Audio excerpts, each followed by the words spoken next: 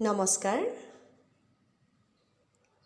জিতুমণি কলিতাৰ এটি অনুভৱৰ শিৰোনাম অকৰা।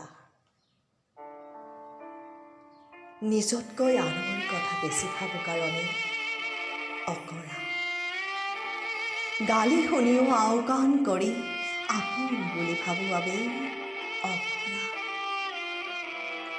ভাল কাম এটা উপযাচি কোনোবাক কৰি দিলে তাতকৈ ভাল লাগে, সেয়েহে অকৰা। লাভত নহা লগাতকৈ বেছি কাম কৰোঁ কাৰণেও অকৰা। আনৰ সুখৰ বাবে নিজৰ সুখ ত্যাগ কৰাটো হেনো অকৰা।